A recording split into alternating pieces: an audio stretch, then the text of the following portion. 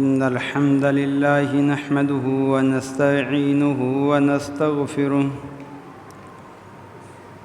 ونعوذ بالله من شرور أنفسنا ومن سيئات أعمالنا من يهده الله فلا مضل له ومن يضلله فلا هادي له وأشهد أن لا إله إلا الله وحده لا شريك له وأشهد أن محمدًا عبده ورسوله أما بعد فإن خير الحديث كتاب الله وخير الهدي هدي محمد صلى الله تعالى عليه وسلم وشر الأمور محدثاتها وكل محدثة بدعة وكل بدعة ضلالة وكل ضلالة في النار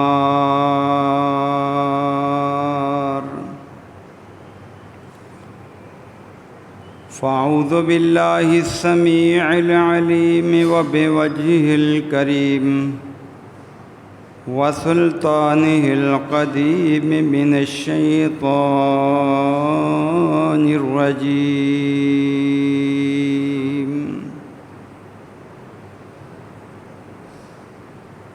مما خطيئاتهم أغرقوا فأدخلوا نارا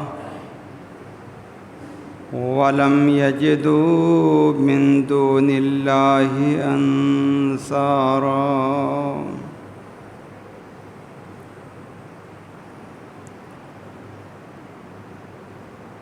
رب اشرح لي صدري ويسر لي أمري واحلل عقدة من لساني يفقهوا قولي اللهم انفعنا بما علمتنا وعلمنا ما ينفعنا وزدنا علما سبحانك لا علم لنا إلا ما علمتنا إنك أنت العليم الحكيم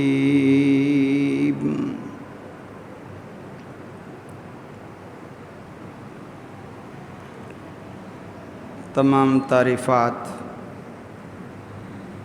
تمام قولی، فعلی اور مالی عبادات، تمام توصیفی کلمات اللہ سبحانہ و تعالی، اللہ رب العزت کے لیے جو پوری کائنات کا سچا معبود ہے، اور درود و سلام سید الانبیاء، امام الانبیاء، خطیب الانبیاء، امام الہدیٰ، حبیب اللہ احمد مجتبیٰ جناب محمد الرسول اللہ صلی اللہ علیہ وآلہ وسلم کی ذات گرامی پر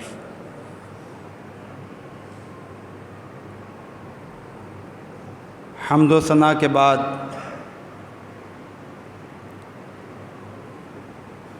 گزشتہ خطبہ جمعہ میں نے آپ کے سامنے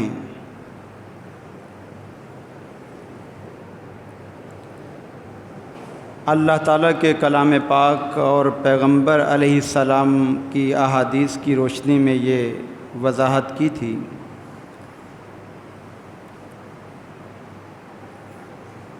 کہ دنیا میں پرسکون زندگی صرف وہی انسان گزارتا ہے جس پر اللہ کی رحمت ہو،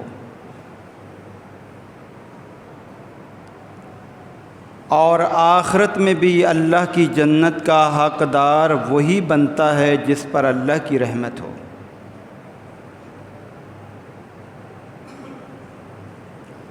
اور قرآن کریم کی روشنی میں آپ نے سنا کہ اللہ کے عذابوں سے، دنیا کی مصائب اور پریشانیوں سے جو لوگ بچے ہیں وہ اللہ کی مہربانی سے بچے ہیں، اور جو عذابوں کا شکار ہوئے وہ اللہ کی رحمت سے دوری کی وجہ سے عذابوں کا شکار ہوئے۔ دنیا میں جب کسی بھی انسان کو کوئی تکلیف اور مصیبت پہنچتی ہے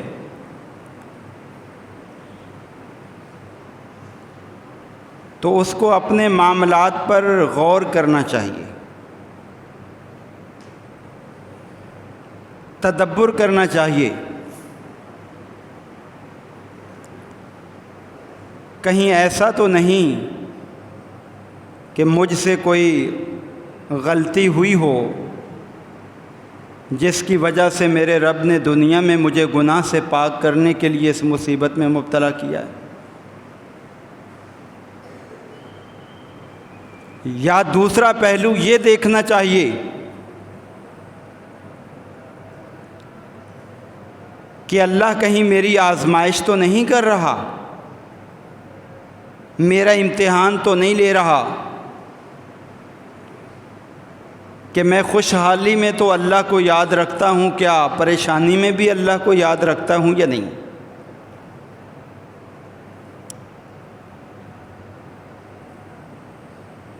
آزمائش اور مصیبت میں فرق یہ ہوتا ہے، اگر بندہ پہلے بھی نیک عمل کر رہا تھا پھر بھی پریشانی آئی ہے تو پھر یہ اس بندے کی آزمائش اور امتحان ہے، کیونکہ اللہ تعالیٰ اپنے بندوں کو جاننا چاہتا ہے، پرکھنا چاہتا ہے کہ میرا بندہ کس قدر اپنے ایمان، عقیدے اور اللہ پر توکل کے اعتبار سے مضبوط ہے۔ اللہ قرآن کریم میں فرماتے ہیں ام حسبتم ان تدخلوا الجنۃ ولما یاتکم مثل الذین خلوا من قبلکم، کیا تم یہ سمجھ بیٹھے ہو کہ ہم یوں ہی اللہ کی جنت میں چلے جائیں گے؟ تمہارے پاس پہلے لوگوں کے واقعات نہیں پہنچے؟ مستہم الباساء والضراء، وہ نیک لوگ تھے، متقی اور پرہیزگار تھے، لیکن ان کو بھی پریشانیاں آئیں، مصیبتیں آئیں، ان کو بھی مالی اعتبار سے بھی پریشانیاں آئیں، جسمانی اعتبار سے بھی آئیں، اتنی پریشانیاں آئیں وَزُلْزِلُوا، وہ جھنجھوڑ دیے گئے، ہلا دیے گئے، حتیٰ یقول الرسول والذین معہ، یہاں تک کہ رسول اور اس کے جو ساتھ ایمان لانے والے لوگ تھے وہ یہ کہہ اٹھے متی نصر اللہ، اللہ کی مدد کب آئے گی؟ ہم پریشانیوں میں مبتلا ہیں، کب اللہ کی مدد آئے گی؟ الا ان نصر اللہ قریب، یاد رکھو اللہ فرماتا ہے جب میں امتحان لیتا ہوں تو مدد بھی یقینی کرتا ہوں۔ اور اللہ کے پیارے نبی علیہ السلام کی مشہور حدیث ہے کہ سب سے زیادہ آزمائش آتی ہے اللہ کے نبیوں پر۔ کیوں؟ وہ اللہ کے سب سے زیادہ نیک بندے ہوتے ہیں،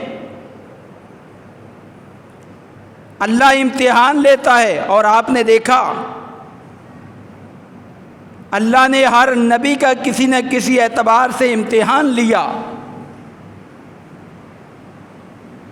حضرت آدم علیہ السلام کو جنت میں بسا کر امتحان لیا، نوح علیہ السلام کو قوم سے برا بلا کہلوا کر امتحان لیا، ابراہیم خلیل اللہ کو آگ کے اندر ڈال کر امتحان لیا، اور ایوب علیہ الصلوۃ والسلام کو 18 سال تک سخت ترین بیماری میں مبتلا کر کے امتحان لیا. یونس علیہ السلام کو مچھلی کے پیٹ میں لے جا کر امتحان لیا. یہ اللہ کے طریقے ہیں، جس طرح چاہے امتحان لے. اگر آپ نیک اعمال کر رہے ہیں اور آپ پر کوئی مصیبت آئی ہے، پریشان ہونے کی ضرورت نہیں،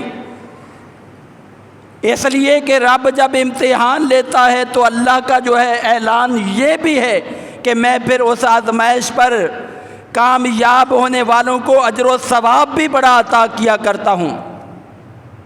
ابراہیم خلیل اللہ کو جب اللہ نے امتحانات میں آزمایا اور وہ کامیاب ہوئے تو اللہ نے انعام کتنا اونچا دیا. وَإِذِ ابْتَلَىٰ إِبْرَاهِيمَ رَبُّهُ بِكَلِمَاتٍ فَأَتَمَّهُنَّ، جب اللہ نے ابراہیم خلیل اللہ کا امتحان لیا وہ کامیاب ہو گئے، انہوں نے مکمل امتحان میں کامیابی حاصل کر لی. قال انی جاعلک للناس اماما، اللہ نے اتنا بڑا انعام عطا فرمایا ابراہیم خلیل اللہ، آپ دنیا سے چلے بھی گئے تو آپ کی امامت کو آپ کے بعد آنے والے سارے آسمانی مذاہب کو ماننے والے تسلیم کریں گے. کتنا بڑا انعام ہے. آج یہودی بھی مانتا ہے ابراہیم امام تھے، آج عیسائی بھی مانتا ہے ابراہیم امام تھے، آج مسلمان بھی مانتا ہے ابراہیم خلیل اللہ امام تھے. آزمائش کے بعد اور آخرت میں پھر کتنا بڑا اللہ انعام فرمائیں گے، اس کی تو کوئی انتہا نہیں ہوگی. تو اس لیے، اور اگر آپ گناہوں کی دلدل میں پھنسے ہوئے ہیں نا تو پھر سمجھ لیجئے یہ آپ کو سزا مل رہی ہے. اللہ آپ کو بیدار کرنا چاہتا ہے. ہم اپنا محاسبہ خود ہی کر سکتے ہیں. جب بھی کوئی پریشانی آئے اس دوران ہم خود دیکھ سکتے ہیں کہ یہ ہمارے لیے مصیبت ہے یا آزمائش ہے. آزمائش اللہ اپنے بندوں کی کرتا ہے. وَلَنَبْلُوَنَّكُمْ بِشَيْءٍ مِّنَ الْخَوْفِ وَالْجُوعِ وَنَقْصٍ مِّنَ الْأَمْوَالِ وَالْأَنفُسِ وَالثَّمَرَاتِ. اللہ فرماتے ہیں ہم تمہیں ضرور آزمائیں گے، تمہیں ضرور امتحان میں ڈالیں گے. کیسے ڈالیں گے؟ بِشَيْءٍ مِّنَ الْخَوْفِ، خوف دلا کر، کبھی دشمن کا خوف، کبھی کرونا کا خوف، کبھی زلزلے کا خوف، کبھی پانیوں کا خوف. یہ کیا ہے؟ خوف ہے نا. خوف کے ذریعے آزمائیں گے. بندہ ڈرتا ہے میرا گھر نہ گر جائے، میری کھیتی نہ تباہ ہو جائے، میری جائیداد نہ ختم ہو جائے. والجوع، تمہیں بھوک میں مبتلا کر کے بھی تمہارا امتحان لیں گے. کھانے پینے کی چیزیں کم کر دیں گے، نہیں ملیں گی. اس دوران تمہارا امتحان ہوگا کہ اللہ کی طرف رجوع کرتے ہو یا غیر اللہ کی طرف. وَنَقْصٍ مِّنَ الْأَمْوَالِ وَالْأَنفُسِ، تمہارے مالوں میں بھی کمی کریں گے، تمہاری جانوں میں بھی کمی کریں گے. کبھی تمہارے مال ختم ہو جائیں گے. اس وقت پاکستان کے بہت سے علاقوں میں فصلیں تباہ ہو گئیں. وہ جو لوگ زکوٰۃ دینے والے تھے آج وہ خود زکوٰۃ وصول کرتے ہوئے نظر آتے ہیں. یہ اللہ کا امتحان ہوتا ہے. اللہ یہ دن پھیرا کرتا ہے. اللہ سے ڈرتے رہا کرو. تِلْكَ الْأَيَّامُ نُدَاوِلُهَا بَيْنَ النَّاسِ، ہم لوگوں میں دن پھیرا کرتے ہیں. چاہتے ہیں تو اچھے دن لے آتے ہیں، چاہتے ہیں تو پریشان دن بھی انسان پر لے آتے ہیں. پھلوں کے ذریعے بھی آزمائیں گے. وَبَشِّرِ الصَّابِرِينَ، اے میرے محبوب پیغمبر جو صبر کرنے والے ہوں گے ان کو بشارت دے دیجئے. تو معلوم کیا ہوا کہ جو بھی مصائب آتے ہیں اس کی دو وجوہات ہوتی ہیں. یا ہمارا امتحان ہوتا ہے یا ہمارے گناہ زیادہ ہو جاتے ہیں جس کی وجہ سے اللہ کی طرف سے وارننگ ہوتی ہے. تیسری کوئی صورت نہیں ہوتی. اپنا محاسبہ ہر انسان کر سکتا ہے. اور گناہ کس کو کہتے ہیں؟ اللہ تعالیٰ نے جو حکم دیا ہے، اپنے پیغمبر کے ذریعے جو تعلیمات دی ہیں، آپ اس کی خلاف ورزی کریں یہ گناہ ہے، اور آپ اللہ اور اس کے رسول کی احکام کی تعمیل کریں یہ نیکی ہے۔ آسان الفاظ میں یہ نیکی ہے۔ اللہ کے پیغمبر سے نیکی کے بارے پوچھا گیا، آپ نے فرمایا حسن الخلق، اچھے اخلاق کا مظاہرہ کرنا یہ بہت بڑی نیکی ہے۔ پوچھا گیا گناہ کیا ہے؟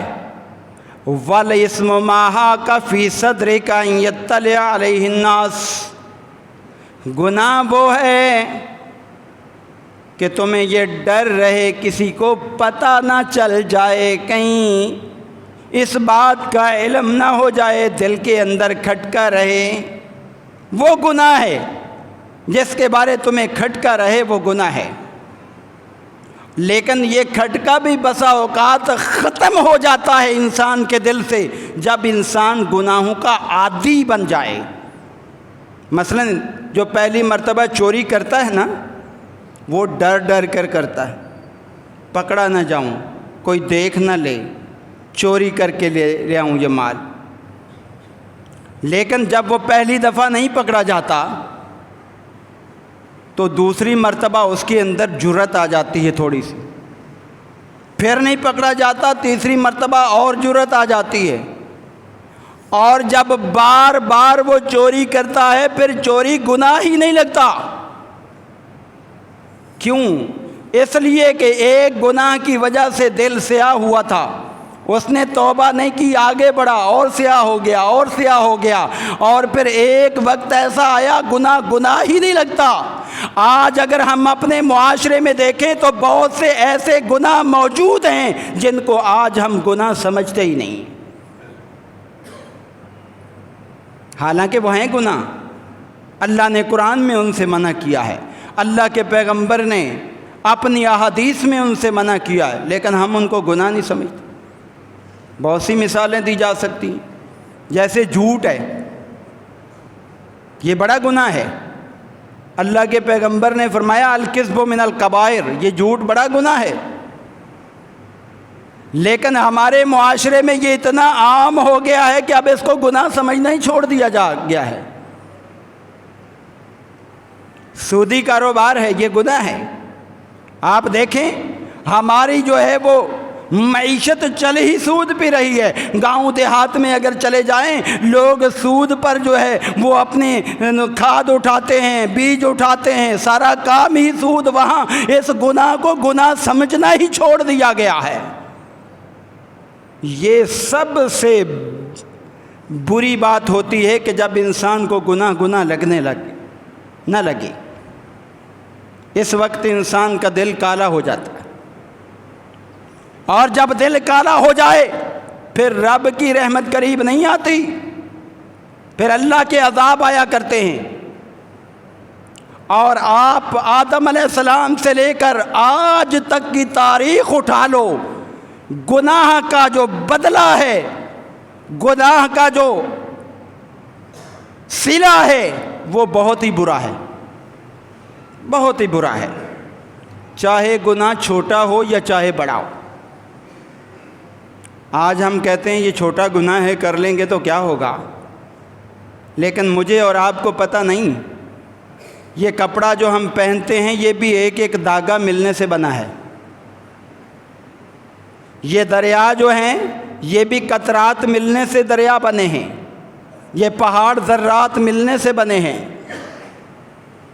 جب یہ چھوٹے چھوٹے جو ہے یہ ذرات ملتے ہیں پہاڑ بن جاتا ہے، تو ہمارے چھوٹے گناہ جمع ہو کر کیا وہ پہاڑ نہیں بنیں گے؟ کبھی میں نے اور آپ نے غور کیا ہے؟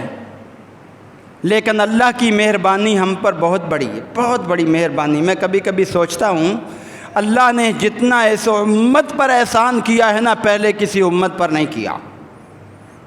یہ چھوٹے چھوٹے گناہ اللہ نماز سے معاف کر دیتا ہے، یہ چھوٹے چھوٹے گناہ اللہ جو ہے جمعہ سے جمعہ کے دوران جمعہ پڑھنے سے معاف کر دیتا ہے. یہ چھوٹے چھوٹے گناہ اللہ رمضان سے رمضان تک کے جو ہے وہ معاف کر دیتا ہے. یہ اللہ بہانے تلاش کرتا ہے. یہ وضو کرنے پر اللہ گناہ معاف کر دیتا ہے. یہ بہت سے اعمال جو ہے ایسے ہیں جب ہم کرتے ہیں تو یہ گناہ معاف ہو جاتے ہیں. اللہ فرماتا ہے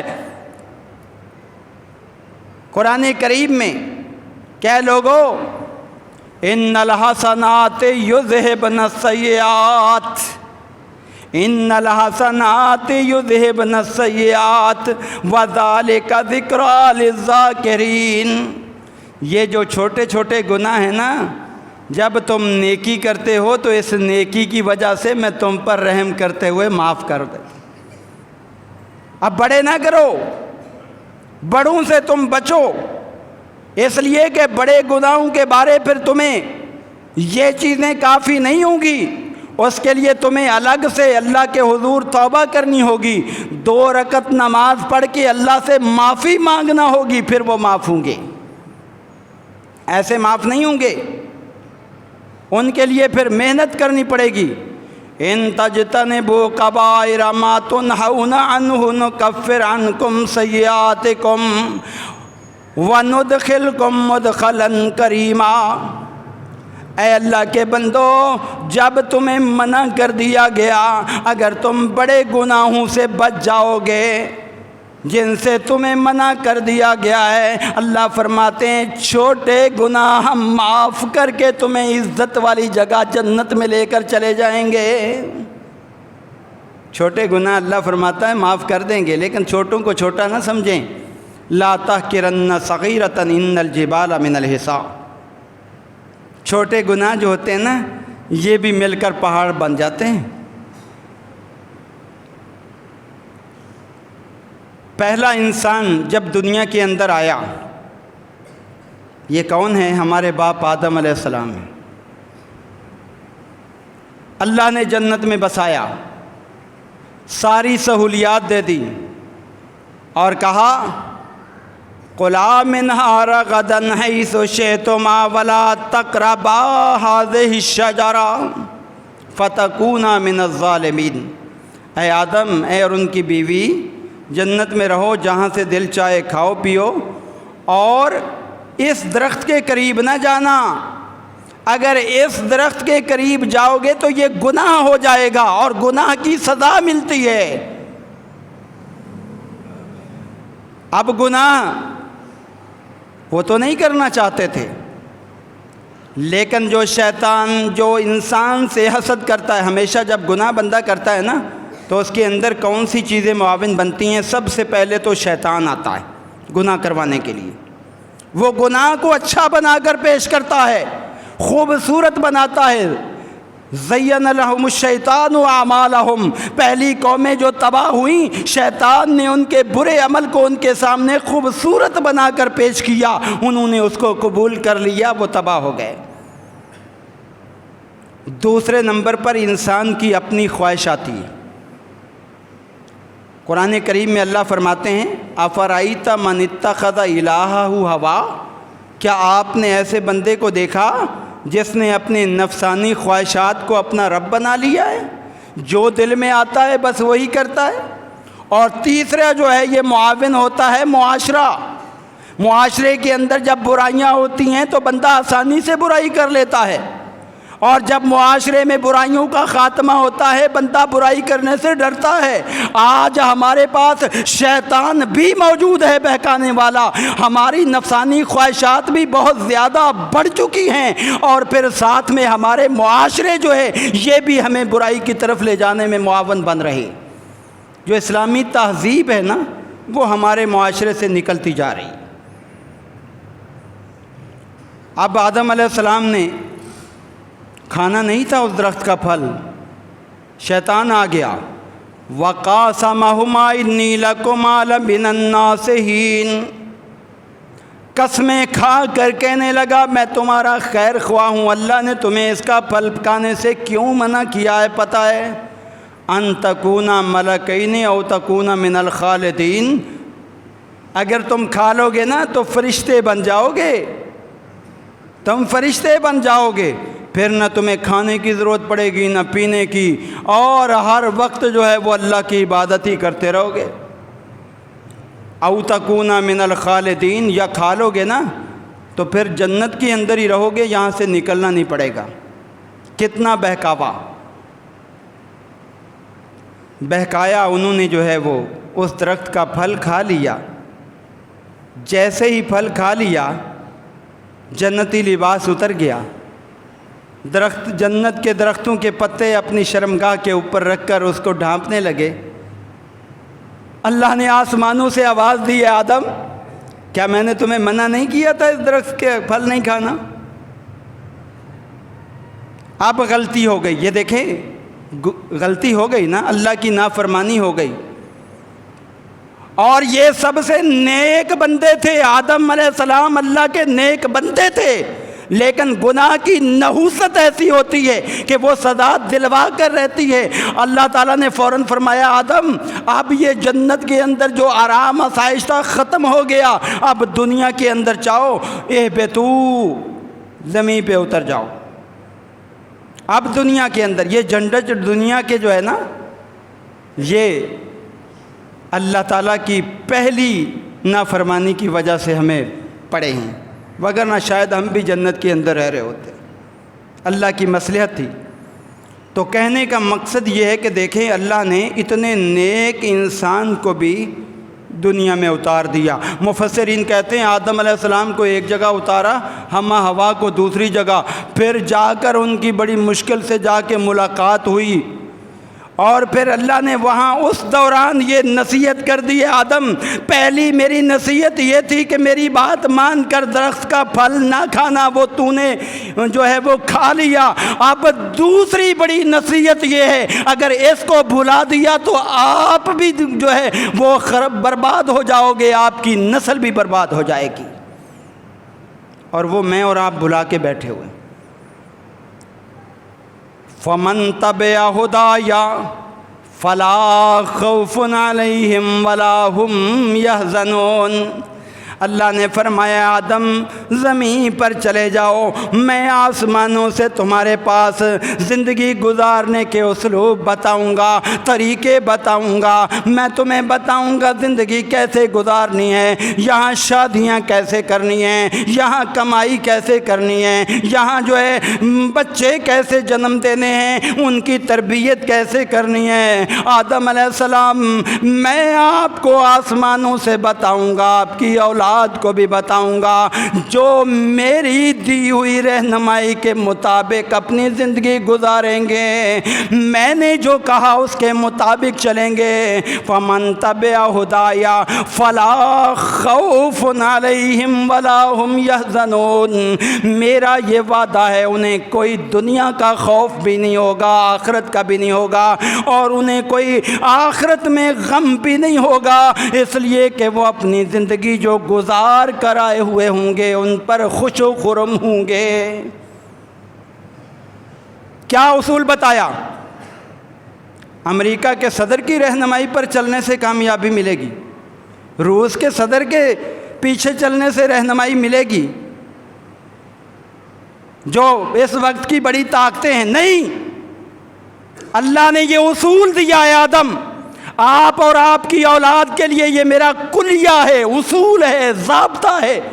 فمن تبع ہدایا، میری ہدایت کی پیروی کرنا، جو میں تمہیں بتاؤں اپنے نبیوں کے ذریعے اس پہ چلنا، کوئی خوف نہیں ہوگا، کوئی غم نہیں ہوگا۔ سورہ طٰہٰ میں اللہ فرماتے ہیں فمن اتبع ہدایا فلا یضل ولا یشقیٰ، جو میری طرف سے رہنمائی ان کے پاس آئے گی اس کو اپنانے والا کبھی بھی سیدھی راہ سے نہیں بھٹکے گا، اور کبھی بد نصیبی اس کا مقدر نہیں بنے گی۔ اگر بد نصیبی سے بچنا ہے، اگر میں نے اور آپ نے اپنے آپ کو جو ہے گمراہی سے بچانا ہے تو ہمیں یہ اصول اختیار کرنا ہوگا۔ اللہ نے جو ہمیں عطا کیا ہے اس کے مطابق اپنی زندگی کو بنانا ہوگا۔ اللہ نے ہمیں کیا دیا ہے؟ ایک قرآن دیا ہے، اور دوسرا اللہ کے پیغمبر کی حدیث ہے۔ اللہ کے پیغمبر فرما کر گئے ترکت فیکم امرین، دو چیزیں تمہیں دے کے جا رہا ہوں، لن تضلوا ما تمسکتم بہما، گمراہ نہیں ہوگے اگر ان دونوں کو تھام لو گی۔ اللہ کے پیغمبر نے اس کو تھاما، اللہ کے نبی کے پیغمبر کے صحابہ نے تھاما، اللہ نے دنیا میں اتنی خیر و برکت عطا فرمائی کہ مدینہ کی چھوٹی سی ریاست اتنی اللہ نے پھیلائی، اتنی پھیلائی کہ اس دور کی جو بڑی طاقتیں تھیں اللہ تعالیٰ نے ساری مسلمانوں کے متحد کر کے یہ سبق اور درس دیا کہ یہ وہ لوگ ہیں جنہوں نے من تبع ہدایہ پہ عمل کیا ہے۔ ابو بکر نے کس پہ عمل کیا تھا؟ من تبع ہدایہ۔ عمر نے کس پہ عمل کیا تھا؟ من تبع ہدایہ۔ اور عثمان نے کس پہ عمل کیا تھا؟ من تبع ہدایہ۔ علی المرتضیٰ نے، حسن نے کس پہ عمل کیا تھا؟ من تبع ہدایہ۔ معاویہ نے کس پہ عمل کیا تھا؟ من تبع ہدایہ۔ یہ ہدایہ پر عمل کرنے کا نتیجہ تھا کہ پوری دنیا پر جو ہے انہوں نے حکومت کر کے دکھائی۔ لیکن آج ہمارے قبلے اور ہو گئے، اور بہت سارے واقعات اس پر موجود ہیں، مختصر کرتے ہوئے آگے چلتا ہوں۔ حضرت نوح علیہ الصلاۃ والسلام 950 سال اللہ کے نبی نے صرف یہی سمجھایا کہ تمہارے باپ آدم کو جو اللہ نے کہا تھا نا کہ میری طرف سے جو رہنمائی آئے اس کو لینا، میں اللہ کا نبی رہنمائی لے کر آیا ہوں، میری بات مانو۔ جو تم یہ خود ساختہ اللہ کے جو ولی ہیں ان کی تصویریں بنا کے ان کی پوجا کر رہے ہو، یہ چھوڑ دو۔ کہنے لگے نا یہ تو نہیں ہم چھوڑ سکتے، اس لیے کہ شیطان اس معاملے میں بہت کوشش کرتا ہے کہ بندے کو سیدھی راہ پہ نہ آنے دے۔ اب جب وہ باغی بن گئے تو اللہ نے کہا میرا اصول تو ہے سزا دینے کا، میرا اصول تو اپنی جگہ ہے۔ جب میں ان کے باپ کو آدم علیہ السلام کو سزا دے سکتا ہوں تو ان کو نہیں دے سکتا۔ اللہ نے قرآن میں سورہ نوح اتاری اور اس کی آخری آیات اللہ فرماتے ہیں مما خطیئاتہم اغرقوا۔ اردو زبان میں بھی غلطی کو خطا کہتے ہیں اور عربی زبان میں بھی خطا کہتے ہیں، غلطی، گناہ۔ مما خطیئاتہم اغرقوا، ان لوگوں کو غرق اس لیے کیا گیا کہ ان کے گناہ زیادہ ہو گئے تھے، غلطیاں زیادہ ہو گئیں۔ وہ اللہ فرماتے ہیں ہم نے ظلم نہیں کیا، ہم کسی پر ظلم نہیں کرتے، ظلم انہوں نے کیا ہے اپنے اوپر۔ اس لیے کہ جب انسان کوئی بھی گناہ کرتا ہے اللہ کی بادشاہت میں کوئی کمی نہیں آتی، بندہ اپنا نقصان کرتا ہے، اپنا۔ آدم علیہ السلام نے بھی جو دعا مانگی اس میں یہی تھا ربنا ظلمنا انفسنا، اے ہمارے رب یہ غلطی جو ہوئی ہے اس کا نقصان ہمیں پہنچے گا، ہم نے اپنے نفسوں پر ظلم کیا ہے، ہمیں معاف کر دے۔ اللہ نے معاف کر دیا۔ تو اسی طرح نوح علیہ السلام کے بارے بھی اللہ فرماتے ہیں مما خطیئاتہم اغرقوا، اپنی غلطیوں کے نتیجے میں ان کو غرق کیا گیا، وگرنہ اللہ ان کو غرق نہیں کرنا چاہتا تھا۔ معلوم کیا ہوا؟ یہ پانیوں کی کثرت یہ کیوں ہوا کرتی ہے؟ یہ پانی انسان کے لیے اتنی بڑی نعمت ہے کہ اگر یہ نہ ملے تو انسان مر جاتا ہے۔ بھوکا نہیں مرتا، پانی کے بغیر انسان مر جاتا ہے، زندہ نہیں رہتا۔ لیکن یہ پانی انسان کو ڈبا بھی دیتا ہے، اس کی جائیدادیں ختم کر دیتا ہے۔ کب؟ جب انسان اللہ کی نافرمانی کرتا ہے۔ نافرمانی کا نتیجہ یہ ہوا کرتا ہے مما خطیئاتہم اغرقوا فادخلوا نارا۔ اللہ فرماتے ہیں ان کو پھر دنیا میں بھی ہم نے ڈبو دیا، آخر میں آگ کے اندر ڈال دیں گے، اور انہوں نے اپنے لیے کوئی بھی مددگار نہیں پایا کہ جو اس سے انہیں بچا سکے۔ آج ہم اپنے معاشرے میں دیکھیں کون مددگار ہے ہمارا؟ اللہ کی مدد جب آتی ہے تو اس وقت ہی انسان کامیاب ہوتا ہے۔ اور اس کے علاوہ اور بھی قومیں ہیں، قوم سمود ہے، وہ بھی اگر ہلاک ہوئی تو اپنے گناہوں کا نتیجہ تھا۔ یہ ہوا اتنی اہم ہے کہ اس کے بغیر انسان کو سانس لینا مشکل ہو جاتا ہے۔ ہوا بند ہو جائے کتنی گھٹن ہو جاتی ہے، انسان مرنے کو تیار ہے، بڑی نعمت ہے اللہ کی. لیکن اللہ نے جب انسان باغی بنے اس ہوا کے ذریعے جو ہے ان کو تباہ کر دیا. وَأَمَّا عَادٌ فَأُهْلِكُوا بِرِيحٍ صَرْصَرٍ عَاتِيَةٍ. 7 دن 7 لیال و 8 ایام 7 راتیں اور 8 دن مسلسل ہوا چلائی، بارشیں ہوئیں، تباہ ہو گئے، برباد ہو گئے. یعنی وہ ہوا جو اللہ نے فائدے کے لیے بنائی تھی، اس ہوا نے ان کا خاتمہ کر دیا. ما تذر من شیء اتت علیہ الا جعلتہ کالرمیم. اللہ فرماتا ہے یہ عام دنوں میں ہوا چلتی تھی، ان کو سانس آتے تھے، ان کے جانور زندہ تھے، وہ خود زندہ تھے. لیکن جب ہم نے اس ہوا میں ان کی نافرمانیوں کی وجہ سے تبدیلی کی، یہ ہوا ایسی بن گئی جس پر بھی گزرتی اس کی ہڈیوں کو کھوکھلا اور چکنا چور کرتی ہوئی چلی جاتی.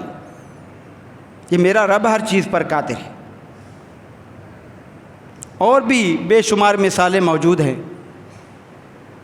گناہ جو بھی ہو، چاہے وہ چوری ہو، چاہے وہ رشوت ہو، چاہے وہ سود ہو، چاہے وہ آپس میں قطع تعلقی ہو، چاہے کوئی اور ہو، جو بھی گناہ ہے اس کی سزا ملتی ہے. لیکن گناہ سے محفوظ اس وقت تک رہا جا سکتا ہے جب قوم کے اندر ایسے افراد کا وجود ہو جو گناہ کو گناہ سمجھتے ہوں اور لوگوں کو اس سے روکتے ہوں.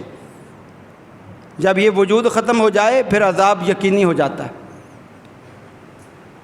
اس وقت بھی ہمارے معاشرے میں عمومی گناہ تو ہیں ہی، اتنی ساری اللہ کی وارننگ دیکھ کر بھی ہم جو ہے بات کو نہیں سمجھے. آپ دیکھ رہے ہیں، میں غور کر رہا تھا، اللہ تعالیٰ نے 29ویں پارے میں ایک باغ والوں کا واقعہ بیان کیا کہ انہوں نے باغ میں سے اللہ کا حصہ نکالنے کا انکار کیا. اللہ نے رات ہی رات میں باغ کو ملیا میٹ کر دیا. لیکن کم از کم وہ اتنے سمجھدار ضرور نکلے، اتنے عقل مند ضرور نکلے. قالوا سبحان ربنا انا کنا ظالمین. ان کی زبانوں سے جو جملے نکلے، اللہ ہماری غلطی تھی، ہماری کمزوری تھی، ہمارا گناہ تھا، اللہ ہم تیری پاکی بیان کرتے ہیں، ہم نے اپنے اوپر ظلم کیا ہے تو ہمیں معاف کر دے. آج جو ڈوبنے والے ہیں ان کی زبان سے بھی نہیں نکلتا، آج جو نہیں ڈوبے وہ ان کی زبان سے بھی نہیں نکلتا. وہ بڑے عقل مند نکلے اور کہنے لگے عسیٰ ربنا ان یبدلنا خیرا منہا انا الی ربنا راغبون. قریب ہے، ابھی ہم غلطی کی وجہ سے عذاب کا شکار ہوئے ہیں، ہمیں اپنے رب سے امید ہے، ہم معافیاں مانگ رہے ہیں، گڑ گڑا رہے ہیں، ہمارا رب ہمیں اس باغ سے بہتر باغ عطا کر دے گا. وہ تو عقل مند نکلے نا، ہم تو ٹس سے مس ہی نہیں ہوتے، ہم تو کہتے ہیں کوئی پرواہ نہیں. اور جب یہ بے سمجھ آدمی ہوتا ہے جو ٹس سے مس نہیں ہوتا، بے سمجھ ہوتا ہے، یہ اس وقت اس کو عقل آتی ہے کہ جب جو ہے معاملہ ہاتھ سے نکل چکا ہوتا ہے. اللہ کے نبی فرمایا کرتے تھے، صحیح بخاری کی روایت ہے، آپ نے فرمایا میں ڈرانے والا ہوں، اے لوگو میں تمہیں ڈرانے کے لیے آیا ہوں. انا النذیر العریان. میری مثال ایسے ہے جیسے کوئی آدمی آ کر اپنی قوم کو بتائے لشکر تیار ہو کر آ رہا ہے، جنگی جو ہے وہ اسباب سے بالکل لیس ہے، اور آ کر یہ بتائے کہ بھائی جلدی سے علاقہ چھوڑ کر چلے جاؤ نہیں تو دشمن جو ہے صبح ہوتے ہی حملہ کر دے گا. عقل مند لوگ جو ہے وہ چھوڑ کر چلے جائیں، اپنا جو سامان لے جا سکتے ہیں لے جائیں رات ہی رات میں، اور جو بے سمجھ ہیں وہ بیٹھے رہے اپنی جگہ، کہیں جب آئے گا معاملہ تو دیکھا جائے گا. دشمن صبح آیا اور جو باقی بچے ہوئے افراد تھے ان کو تباہ و برباد کر دیا.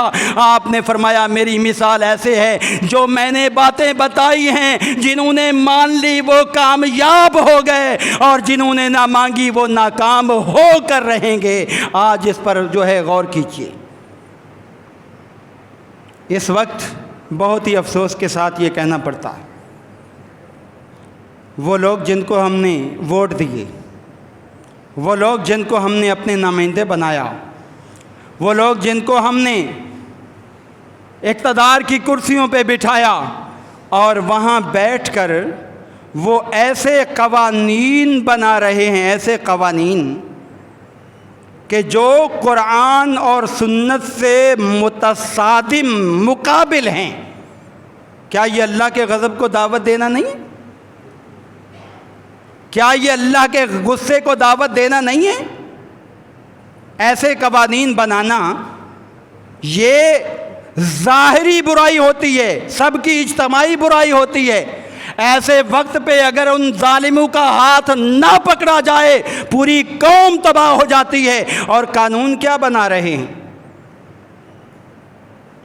شاہد خان عباسی کے دور میں عمران خان کی حکومت سے پہلے ایک بل پاس ہوا جو ہجڑوں کے حوالے سے تھا۔ اس کے اندر یہ شکیں ڈال دی گئیں، ہجڑوں کو بھی جو ہے وہ اجازت دی جائے، وہ جو جنس اختیار کرنا چاہیں کر لیں۔ اور پھر ساتھ ساتھ ہم جنس پرستی جو ہے اگر کوئی یہ کرنا چاہتا ہے اس کو بھی کھلی اجازت ہے۔ وہ بعد میں یہ بل جو ہے وہ رک گیا اور اب دوبارہ جو ہے وہ سامنے آ گیا۔ ہم جنس پرستی جانتے ہو کس کو کہتے ہیں؟ مرد کو مرد کے ساتھ شادی کرنا جائز ہے، عورت کی عورت کے ساتھ شادی کرنا جائز ہے، اور پھر جو ہے اگر کوئی اپنی آپریشن کے ذریعے جنس تبدیل کرنا چاہے، لڑکی لڑکا بننا چاہے تو بن جائے۔ اور اس طرح کے جو معاملات ہیں یہ پتہ ہے کتنے متصادم ہیں قرآن اور حدیث سے۔ ایک قوم ایسی آئی تھی جس نے ہم جنس پرستی جو ہے اس کا سلسلہ شروع کیا تھا۔ سب سے پہلے تو یہ بات سمجھیے، ہمارا دین ہے دین فطرت، جو اللہ نے بنایا ہے اور اس کے اندر کوئی خرابی نہیں اگر آپ اس کو اسی طرح اس پر عمل پیرا ہوں جیسے اللہ نے بتایا ہے۔ اگر اللہ کو جنس پرستی پسند ہوتی تو آدم علیہ السلام جب جنت میں تھے تو اللہ نے ان سے عورت کو پیدا کیا، وَخَلَقَ مِنْهَا زَوْجَهَا، سورہ نساء کی پہلی آیت ہے، وَخَلَقَ مِنْهَا زَوْجَهَا، ان سے ان کی بیوی پیدا کی، عورت پیدا کی۔ اللہ مرد بھی پیدا کر سکتا تھا، کیا مشکل تھا اللہ کے لیے؟ یہ اللہ کے نظام فطرت کے خلاف ہے۔ جس کو اللہ نے مذکر بنایا ہے اس میں بھی اس کی مصلحت ہے، اور جس کو مؤنث بنایا ہے اس کے اندر بھی اس کی مصلحت ہے۔ اور اس کو اگر ہم اپنی مرضی سے تبدیل کرنا چاہیں تو یہ شیطان کا حربہ ہے۔ شیطان نے اللہ سے وعدہ کیا تھا، اے اللہ وَلَا آمُرَنَّهُمْ فَلَا يُغَيِّرُنَّ خَلْقَ اللَّهِ، میں ان کو جو ہے ایسا بے وقوف بنا کر چھوڑوں گا، اے اللہ یہ تیری خلقت کو بھی تبدیل کریں گے۔ وَلَا آمُرَنَّهُمْ فَلَا يُغَيِّرُنَّ، سورہ نساء ہے، وَلَا آمُرَنَّهُمْ، اے اللہ میں ان کو بے وقوف بناؤں گا، یہ خلقت کو تبدیل کریں گے۔ مرد عورت بننے کی کوشش کرے گا، عورت مرد بننے کی کوشش کرے گی۔ اللہ کے پیغمبر نے فرما دیا ہے، لوگوں میں اس پر لعنت بھیجتا ہوں جو عورت مردوں کی مشابہت اختیار کرے اور مرد عورتوں کی مشابہت اختیار کرے۔ جس پر اللہ کے محبوب نے لعنت فرما دی ہے، قیامت تک اس کی لعنت کو کوئی ہٹا نہیں سکتا۔ اب یہ ہم جنس پرستی ایک قوم نے کی، اس کا ذرا انجام سن لیجئے تاکہ بات کھل کر سامنے ہو جائے۔ وقت بڑی تیزی سے گزر گیا ہے، مختصر بات کر کے ختم کروں گا۔ یہ حضرت شعیب علیہ السلام کی قوم تھی کہ جن لوگوں کو اللہ نے عورتیں بھی دی تھیں، مرد بھی موجود تھے، لیکن انہوں نے کیا کیا؟ ہم جنس پرستی کو فروغ دیا۔ اللہ تعالیٰ نے کیا فرمایا؟ وَلُوطًا إِذْ قَالَ لِقَوْمِهِ أَتَأْتُونَ الْفَاحِشَةَ مَا سَبَقُكُم بِهَا أَحَدٌ مِّنَ الْعَالَمِينَ، اے پیغمبر لوط علیہ السلام کا واقعہ اپنی قوم کو سنائیے۔ انہوں نے اپنی قوم سے کہا تم وہ کام کر رہے ہو کہ تم سے پہلے کسی قوم نے یہ کام نہیں کیا، کسی نے نہیں کیا۔ إِنَّكُمْ لَتَأْتُونَ الرِّجَالَ شَهْوَةً مِّن دُونِ النِّسَاءِ، تم لوگ جو ہے نا جو بیویاں ہیں ان کو چھوڑ کر مردوں سے اپنی خواہش پوری کرنا چاہتے ہو، ان سے کرتے ہو اپنی خواہش پوری، مردوں کے پاس جاتے ہو، تو بل انتم قوم مسرفون، انہوں نے کہا تم تو بڑی جو ہے نا حد سے آگے بڑھنے والی قوم ہو، مطلب یہ تھا کہ یہ کام چھوڑ دو۔ فما کان جواب قومہ، ان کی قوم کا آگے سے کوئی جواب نہیں تھا، الا مگر یہ جواب تھا، کہنے لگے ان قالوا اخرجوہم من قریتکم انہم اناس یتطہرون، ان لوگوں کو جو ہے نا اپنی بستی سے نکال دو، یہ دوسری جگہ جا کر رہیں، ہم جو ہے نا یہ کام کریں گے۔ میں نے آپ کو پہلے بتایا ہے جب انسان گناہ زیادہ کرتا ہے پھر گناہ ان کی نظر میں گناہ نہیں رہتا، ان کو گناہ نہیں لگا، کہا جی شعیب علیہ السلام کو نکال دو۔ آج اگر علماء بات کر رہے ہیں نا، جو وہاں بات کر رہا ہوگا نا، تو آپ یہ آواز وہاں اپنی پارلیمنٹ میں بھی سنو گے، آج نہیں تو کل سنو گے۔ جو لوگ جو ہے اس بل کے خلاف ہیں ان کو بولو آئے ہی نہیں اس پارلیمنٹ کے اندر۔ یہ وہی جواب ہے جو قوم لوط کا تھا، یہ ہوگا۔ ایک مرد مجاہد کو اللہ نے کھڑا کیا ہے، میں اس کا بھی ذکر کرتا ہوں۔ اللہ فرماتے ہیں پھر ہم نے کیا کیا، فَأَنْجَيْنَاهُ وَأَهْلَهُ إِلَّا امْرَأَتَهُ كَانَتْ مِنَ الْغَابِرِينَ، ہم نے پوری قوم پر پتھروں کی بارش برسا دی، ان کی بیوی بھی جو ہے اس کے اندر ہلاک ہو گئی کیونکہ ان کے ہم خیال تھی۔ وَأَمْطَرْنَا عَلَيْهِمْ مَطَرًا فَانظُرْ كَيْفَ كَانَ عَاقِبَةُ الْمُجْرِمِينَ، اللہ فرماتے ہیں ہم نے ان پر پتھروں کی بارش برسا کے ان کو تباہ کر دیا، برباد کر دیا۔ دوسرے مقام پر اللہ فرماتے ہیں سورہ النمل آیت 55 ہے، إِنَّكُمْ لَتَأْتُونَ الرِّجَالَ شَهْوَةً مِّن دُونِ النِّسَاءِ بَلْ أَنْتُمْ قَوْمٌ تَجْهَلُونَ، تم تو بڑی جاہل قوم ہو۔ ہم قرآن میں بار بار پڑھتے ہیں کہ جس قوم نے جنس پرستی کو فروغ دیا ان پر اللہ نے پتھروں کی بارش کر کے ان کو تباہ کر دیا، اس لیے کہ اللہ کے ہاں بڑا ناپسندیدہ عمل تھا۔ اللہ پانی کے ذریعے بھی کر سکتا تھا، اللہ ہوا کے ذریعے بھی، لیکن اس کا مطلب یہ ہے اللہ نے ان کو رجم کیا ہے۔ رجم کتنی بڑی غلطی ہے، اگر ہم اس موقع پر خاموش رہے نا تو کہیں اللہ لینا آئے یہ عذاب۔ اللہ کے نبی نے فرمایا تھا قرب قیامت جو ہے نا خذفن و مسخن، قرب قیامت یہ ہوں گے، بارش ہوگی ان پہ، تو اپنی حکومت کا ہاتھ پکڑ لیجئے یہیں پر کہ ہم بے غیرت نہیں ہیں، باغیرت قوم ہیں، کبھی ایسا قانون پاس نہیں ہونے دیں گے۔ اگر آپ کو ایسا قانون چاہیے جاؤ امریکہ میں چلے جاؤ، جاؤ جس جگہ یہ ہوتا ہے چلے جاؤ، ہماری جان چھوڑ دو اور ایسے معاشرے میں جا کے تباہ و برباد ہو جاؤ۔ ہم غیور قوم ہیں، کبھی ایسا نہیں ہونے دیں گے۔ اور پھر اللہ کے پیغمبر نے کیا فرمایا، ملعون من عمل قوم لوط،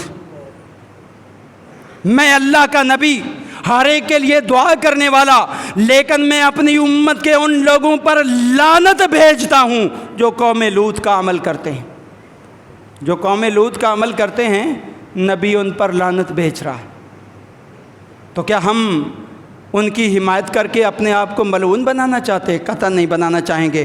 دوسرے مقام پر جو ہے یہ سنن ترمذی کی روایت ہے 1456، اور اسی طرح اسی روایت میں آگے ہے من وجدتم یعمل عمل قوم لوط فاقتلوا الفاعل والمفعول، اللہ کے نبی نے فرمایا جس کو بھی دیکھو قوم لوط کا عمل کر رہا ہے دونوں کو جو ہے قتل کر دو، فاعل اور مفعول دونوں کو قتل کر دو، ان کو زندہ رہنے کا حق نہیں۔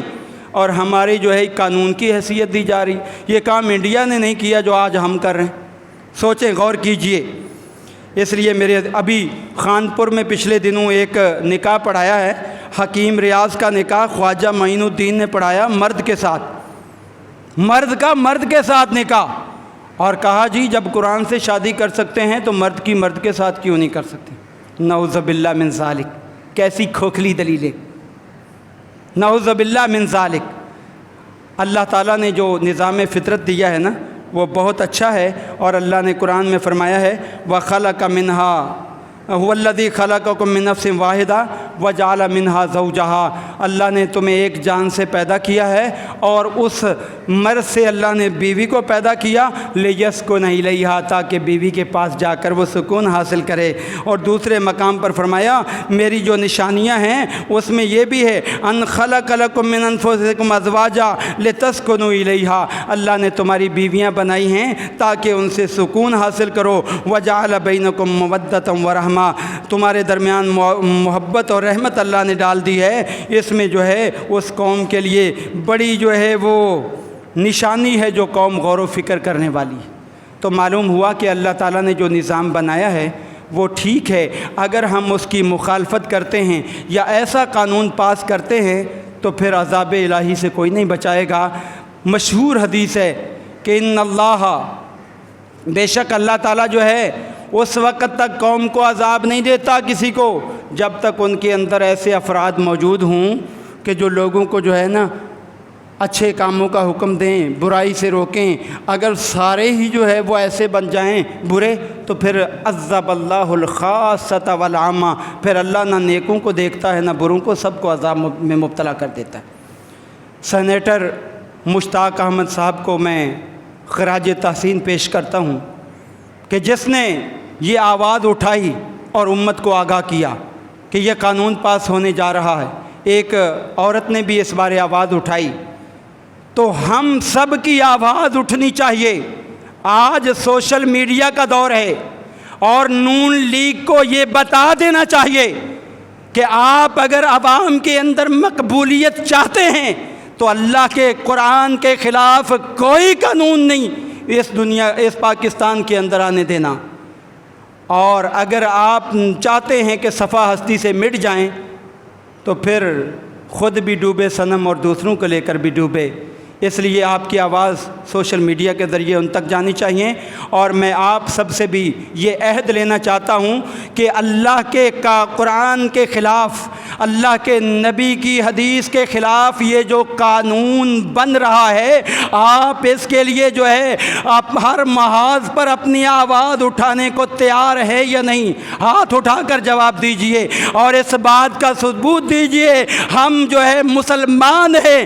قرآن اور حدیث کے مطابق جو پاکستان کے اندر قانون بنے گا ہم پاؤں کی ٹھوکر سے اس کو جو ہے ختم کر دیں گے، اور ایسے قانون بنانے والوں کو بھی اگر وہ اپنی حرکتوں سے باز نہ آئے اس ملک سے نکال کر دم لیں گے۔ اللہ تیرے یہ بندے ہاتھ اٹھا کر گواہی دے رہے ہیں کہ اللہ یہ تیرے قرآن کے مطابق قانون چاہتے ہیں، ہمارے حکمرانوں کو بھی عقل سلیم عطا فرما، ہمارے جو سیاستدان ہیں ان کو بھی عقل سلیم عطا فرما۔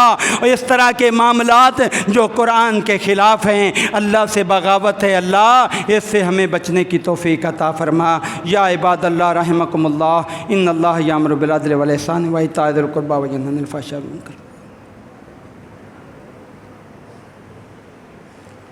ان الحمد للہ